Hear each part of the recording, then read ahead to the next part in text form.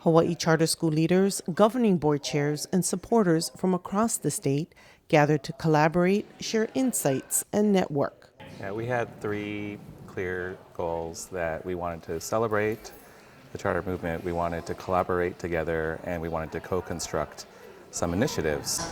Their success isn't their own. It is the work of everyone else that had come before them, people who saw potential in what they did, people who laid down foundational rocks or niho for that school to flourish, for policy to happen, for infrastructure to happen, for charter school movement to happen. So that success is the legacy. So as you look at that paper, mentor and perhaps a future mentee, I want you to think about what relationship or legacy you want to build throughout the day. Participants engaged in interactive presentations covering a range of important topics.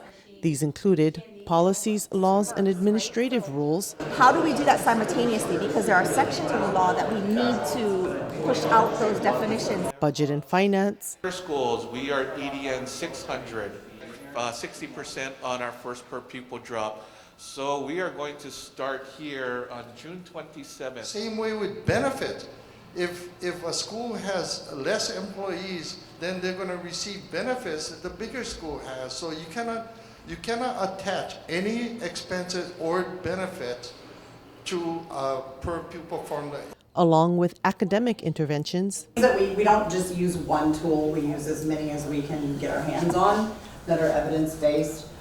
We just started iReady this past year. We finished a complete year, and so we actually had a very successful, in my opinion. We had great growth, and it's designed to support school-wide interventions and multi-tiered systems of support. As well as performance assessments. Yeah, the institution has this requirement that they still got to do the ESPA testing. But over and above that, how can we get to a point where it can be more holistic from a culturally responsive evaluation and assessment framework that we can add to that? That's where we need to go. And resources and grants and much more. So what we're going to go over from my little perspective is the structure, why it's important, the climate, the landscape, some historical context. 5 Hawaiian immersion and Hawaiian-focused charter schools in partnership with Kamehameha Schools shared the work they've been doing around mission-aligned performance systems. So we're saying that there are important standards that came from and inspired by COVID, actually, where we said there are what we call our kahua standards and benchmarks, that culture is academic. And so when we talk about academics, think about that as one and the same.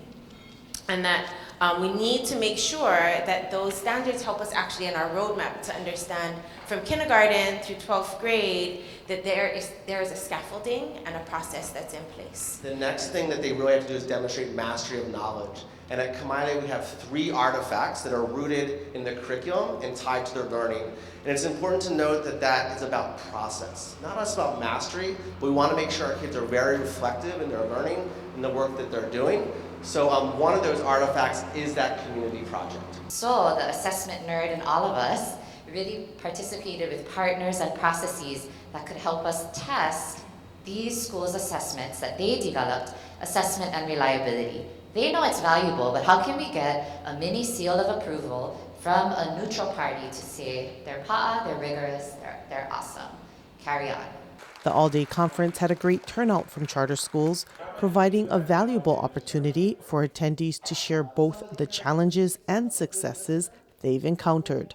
And so I think the work that was done here, for me, the most important part was that it was important that it didn't just end without the next steps.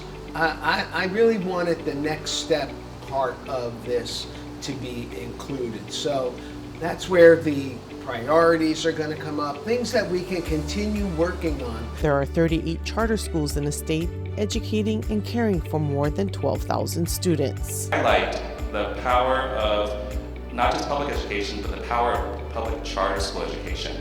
Like, let's let this be our year.